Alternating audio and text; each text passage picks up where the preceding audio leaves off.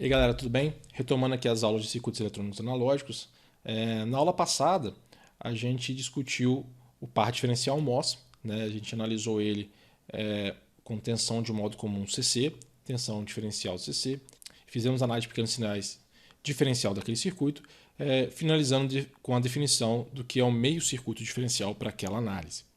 Hoje nós vamos fazer a mesma coisa agora com o TBJ e obviamente a gente pode acelerar um pouquinho a nossa aula, beleza? Não vai ser tão extensa quanto a anterior. Então, o par diferencial que a gente tem aqui é o mesmo. Eu ainda estou considerando a fonte de corrente ideal, né? E é isso. Então a gente também vai analisar ele com modo comum, modo diferencial e pequenos sinais, beleza? Na questão do modo comum, o que a gente faz? A gente aplica a mesma tensão nos dois terminais de entrada do meu par diferencial, né? De novo, uma tensão contínua.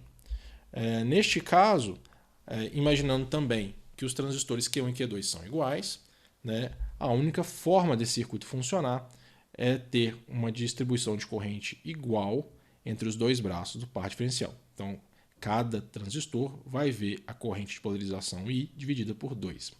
Além disso, né, como a gente usa a simplificação dos MOSFETs considerando a tensão de base emissor igual a 0,7, significa que a tensão de emissor dos meus transistores ela tem que ser igual a VCM menos 0,7. Beleza? Porque, de novo, para quem não enxerga, aqui vale 0,7 volts, aqui também as tensões são todas iguais, c'est la vie. Beleza? Joia.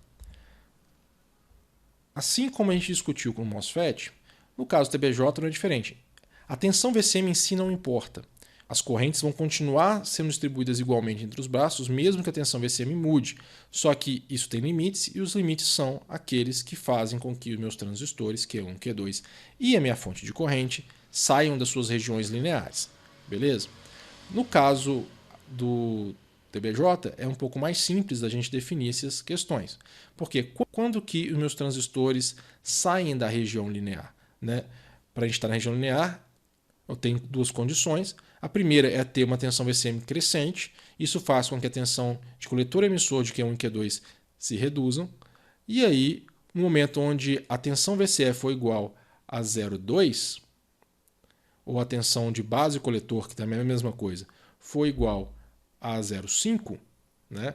No momento onde o meu transistor passa da região ativa para a região de saturação, né? Eu vou ter a despolarização dos meus transistores, né? Eu posso equacionar esse circuito como eu fiz lá no MOSFET e eu vou encontrar uma tensão de modo comum máxima igual a meio, né? Que é a tensão de base coletor, mais a tensão de alimentação, menos a queda de tensão no resistor RC. Beleza? Esse é o meu valor máximo. O valor mínimo é a mesma coisa. Quando eu diminuo a tensão VCM, eu fujo da saturação de Q1 e Q2, mas eu espremo a tensão em cima da minha fonte de corrente. No momento que essa fonte de corrente para de operar na região linear, ela vai parar de funcionar como fonte de corrente e eu vou despolarizar todo mundo. Né? Neste caso, a tensão sobre a fonte de corrente é VCM menos 0,7 mais VE, e se eu manipular a expressão, eu vou encontrar uma tensão VCM mínimo, que é igual à tensão mínima para a fonte de corrente funcionar na região linear, mais 0,7, menos a tensão VE, que é a tensão de alimentação negativa. Beleza? Então, mesma coisa. Então, recapitulando, a minha tensão de modo comum pode variar livremente, desde que ela esteja abaixo desses limites que a gente definiu, e aí meu circuito funciona da mesma forma para essa região linear, que é a corrente de polarização é igualmente distribuída entre os dois braços. Eu vou ter uma tensão diferencial de saída que tem um valor médio zero, né? E é basicamente isso. Se eu aplicar agora uma tensão diferencial no meu par diferencial, né, eu também vou ter uma condição onde agora as correntes não vão ser mais iguais, e se eu exagerar no valor dessa tensão, eu vou fazer com que o meu par diferencial sature.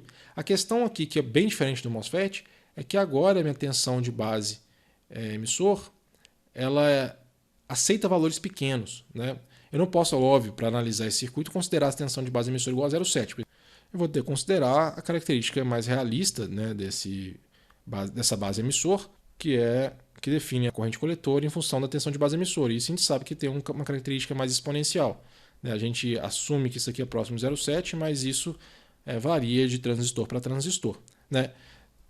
Fazer a matemática aqui de quais são os limites não é tão simples, né?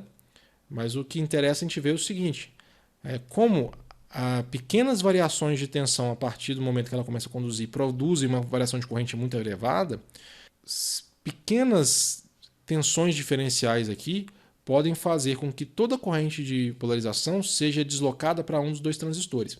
Se a gente for olhar esse gráfico aqui, que é muito similar ao gráfico do MOSFET, de novo, o eixo Y está normalizado pela corrente de polarização e o eixo X tem uma tensão diferencial de entrada normalizada pela tensão térmica dos transistores, né, que é em torno de 25 mV para a temperatura ambiente. A gente vê o seguinte: o ponto médio, que é o ponto onde eu tenho uma tensão diferencial nula, está aqui, e a minha região de saturação está aqui, mais ou menos aqui, se vocês permitem, né? Percebam que eu estou falando aqui nessa definição que o Cedra fez de um limite que está em torno de 4 tensões térmicas. 4 tensões térmicas são 100 mV. Então, uma pequena tensão já faz com que o meu circuito sature, né? E isso é uma condição que no caso dos MOSFETs pode ser bem diferente, porque eu tenho, lá o limite está em relação à minha tensão limiar, que pode atingir valores de alguns volts, né? Então, com isso, eu tenho que o meu par diferencial com TBJ ele é muito mais sensível a tensões diferenciais que, no caso, o par diferencial com MOSFET. E, óbvio, de novo, pensando no MOSFET de uma forma mais ampla, que pode ter tensões limiares mais altas, mas também pode ter tensões limiares muito baixas, né? Mas, de uma forma geral, o par diferencial com TBJ ele é muito sensível. Então, se eu tiver uma tensão diferencial, por menor que seja, eu já posso levar esse circuito próximo da saturação, né? Então, não é uma situação que a gente queira operar, a menos que a gente tenha uma realimentação para regular isso para a gente. De malha aberta, não é uma boa ideia. Então, de novo, o modo diferencial para correntes contínuas, né, para polarização, não é muito interessante. Uma coisa, agora sim, muito interessante é que se eu usar uma resistência de degeneração no meu par diferencial com TBJ, eu posso expandir muito a região linear para o modo diferencial. Por quê? Porque agora as minhas tensões de entrada elas não estão impostas simplesmente sobre as tensões VBE dos meus dois transistores. Elas estão impostas também sobre essas resistências de degeneração. Dependendo do valor dessa resistência, pode ser que eu precise de muita tensão para fazer com que meus transistores saiam da região linear. E isso que o meu gráfico aqui está mostrando, né? Se vocês verem, esse é uma curva, né, para quando eu não tenho resistência de degeneração, né? Então a gente vem naquela situação onde pequenas variações da minha tensão de entrada já fazem meu circuito saturar. Agora, quando eu vou aumentando a minha resistência, né, aqui tem uma escala que não vem muito ao caso, o que acontece é que para eu atingir a saturação agora, eu já preciso de uma tensão de entrada muito maior. Então, percebam aqui, ó, pegando essa curva aqui, só para destacar ela. Não ficou muito bonito não, mas tudo bem. A minha saturação acontece agora aqui, ó, né? Que já é 4 vezes maior do que a minha condição sem resistência de degeneração. E se eu aumentar ainda mais a minha resistência de emissor, isso faz com que a minha região linear aumente, né? Então, isso faz com que eu possa aceitar tensões diferenciais maiores sem sair da minha região linear, né? O que pode ser interessante, mas ao mesmo tempo, como a gente sabe, né, isso também vai afetar o ganho do meu estágio, porque uma resistência de degeneração reduz o ganho, né? Mas é só um ponto de vista interessante, porque a resistência de degeneração aqui traz vantagens também, né, para o meu circuito, apesar da redução de ganho. Como a gente já sabe, né, lá de trás, resistência de degeneração ajuda um pouco o equilíbrio térmico, e a gente consegue ver aqui que ela lineariza o meu estágio de entrada, reduz distorções, né? Tem uma série de questões que podem ser discutidas aqui, né? Mas é interessante a gente saber disso. Agora, de novo, o que me interessa aqui do ponto de vista de operação é eu ter uma tensão de modo comum, né? e que essa tensão de modo comum não faça com que o meu circuito saia das minhas regiões lineares. Eu não estou considerando uma tensão diferencial, né? De novo, eu só consigo enxergar uma situação onde você possa ter uma tensão diferencial de polarização quando você tem uma malha fechada, porque a malha fechada regula e você não vai sair da situação linear de forma alguma, né? Então, numa situação genérica, eu tenho uma tensão de modo comum sendo aplicada no meu circuito e eu tenho uma pequena perturbação diferencial, e lembrando sempre que a amplitude dessa perturbação não pode ser muito grande porque meu circuito satura muito fácil, né? Que é a mesma coisa que a gente discutiu para o MOSFET, né? Então, neste caso, o que eu tenho? Eu posso desenhar esse circuito em pequenos sinais, que vai dar mais ou menos isso aqui. De novo, né? Eu estou pensando num circuito equilibrado, então eu tenho uma tensão, metade da tensão de entrada diferencial aqui, mais VD sobre 2, e metade da tensão diferencial de entrada aqui, menos VD sobre 2.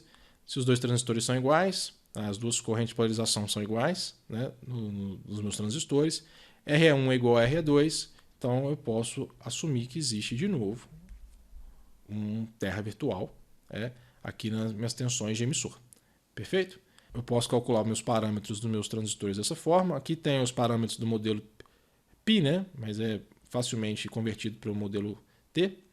O que a gente pode fazer aqui, por exemplo, é calcular o ganho de cada um desses estágios, né? Então, a gente pode ver que a corrente IE1, né? Eu vou usar o terra virtual para facilitar a vida de novo. A corrente IE1 aqui, ela vai ser VD sobre 2 dividido por RE1. Né? A corrente IE2, que é essa aqui, IE2 é igual a menos VD sobre 2 dividido por RE2, né? Que é, lembrando de novo, RE1 e RE2 são iguais. Isso vai fazer com que a minha tensão de saída VO1 seja igual a menos alfa IE1 RC. Então, RC sobre 2RE1 vezes VD, e o VO2 a mesma coisa, menos alfa IE2, então no caso aqui vai dar mais, vezes RC, então RC sobre 2 RE2 vezes VD, e, se me permite escrever aqui em cima, a tensão VO, né, que é tirada da diferença, né, vai ser simplesmente alfa RC sobre RE vezes VD. Então, o meu ganho diferencial é basicamente isso aqui. Beleza? Podemos também calcular a resistência de entrada. Então, a resistência de entrada aqui, eu estou imaginando que eu estou aplicando, para facilitar o entendimento, uma tensão V e D dessa forma, e eu quero saber qual que é a corrente I que essa tensão VD está fornecendo, né? O interessante é que, se você imaginar um caminho, essa corrente I ela vem aqui, ela se combina com o alfa E1 e vira a corrente E1, aí ela vai circular por este caminho, vai subir aqui, combinar com o alfa E2 e sair. Então essa corrente I nada mais é do que a corrente de base, logo ela vai ser IE1 sobre beta mais 1, né? A gente já calculou quanto que é IE1, isso é V e D sobre 2RE, então tem que multiplicar por beta mais 1 isso aqui, e fazendo a matemática a gente encontra que a resistência de entrada ela é basicamente beta mais 1 vezes 2RS. Então essa é a minha resistência de entrada diferencial. Da mesma forma a gente pode calcular a resistência de saída, né? Isso não vai mudar muito o que a gente já discutiu para o MOSFET. Cada saída single-ended vai ter uma resistência de saída que é igual a RC, e a resistência de saída total, ou seja, diferencial, é 2 vezes isso, 2RCs. Perfeito? Então, esses são os meus parâmetros para o meu circuito, né? Só condensando isso, né, eu encontro aqui, de novo, meus ganhos, meu ganho diferencial, minha resistência de entrada e as minhas resistências de saída. Então, esses são os parâmetros do meu amplificador diferencial com TBJ. Legal. Agora a gente pode analisar outras situações. Aqui eu tenho o mesmo circuito com uma resistência de degeneração, não estou considerando a resistência de Early. Aqui uma abordagem um pouco diferente de usar o terra virtual, por exemplo, é você imaginar que eu tenho a minha tensão V e D aplicada entre as duas tensões de entrada e, ou seja, pensando no modelo T, né? O que eu vou ter? Eu vou ter uma resistência RE aqui, uma resistência RE aqui e a minha tensão vai ser aplicada nesse mesmo ponto, né? Logo, a corrente que circula no meu emissor, que é IE1, né? Pensando que IE1 está aqui, IE2 está aqui, IE1 que é igual a menos IE2 tem que ser igual à minha tensão total, que é IV e D, dividido pela série de resistências, ou seja, 2 vezes RE mais REzão. Joia? Com isso, está ali a minha equação de IE, né? As minhas tensões VO1, que tem que ser igual a menos VO2, nada mais vão ser do que menos alfa IE vezes a resistência RC, né? Ou seja, só puxando o que a gente já discutiu, né? Tirando conclusões para não ter que fazer a mesma análise toda hora. E a minha tensão de saída, que é a diferença, vai ser igual a alfa RC sobre a soma das resistências de emissor, vezes V e D. Perfeito? E a resistência de entrada vai ser, de novo, né, a série de resistências de emissor vezes beta mais 1. Interessante é que se eu fosse fazer uma análise de pequenos sinais considerando meio circuito diferencial para esse camarada aí, o que eu teria que enxergar, eu poderia enxergar isso aqui, né? V e D sobre 2 como tensão de entrada, né? RE, Rezão. Esse é meu IE, alfa IE,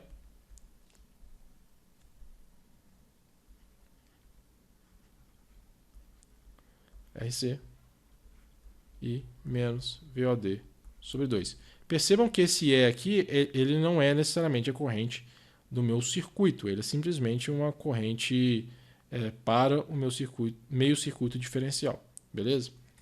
Mas a equação desse circuito vai dar exatamente o que a gente achou, né? Menos VOD sobre 2 tem que ser igual a menos alfa vezes IE1, IE, que é V e D sobre 2 RE mais Rezão, vezes RC, né? Corto menos com menos, corto 2 com 2, VOD tem que ser exatamente igual a alfa RC sobre RE mais REzão, vezes V e D. Ou seja, o meu ciclo diferencial também vai chegar nas mesmas equações. Bom, aqui só redefinindo o meu ciclo diferencial, né, a gente vai prezar essa resistência de fonte aqui, né? Se eu tiver meu circuito equilibrado, a minha tensão no meu nó dos emissores é 0, né? Então posso de novo considerar o meu circuito diferencial, né? Que é basicamente dividir o meu braço em 2, o que permite que eu faça uma análise mais simplificada dos meus amplificadores. Isso não muda em relação ao que a gente já discutiu. Beleza? E aí eu posso, neste meio ciclo diferencial, considerar coisas mais complexas, como o efeito Early, analisar diferentes topologias de fonte corrente como carga desse circuito, que vou ter uma análise bem mais simplificada. Então é isso, gente. Então, com isso a gente encerra aqui a análise do par diferencial com TBJ. Na próxima aula, a gente vai trazer uma discussão sobre o que acontece quando a minha fonte de corrente que polariza o meu estágio ela não é ideal, né? A gente vai ver como que a resistência de saída dessa fonte pode ser tratada do ponto de vista de análise CC em análise de pequenos sinais, e a gente vai também discutir, daí para frente, como que o meu amplificador par diferencial se comporta quando eu tenho uma perturbação de modo comum. Perfeito? Então é isso, gente. Até a próxima aula. Um grande abraço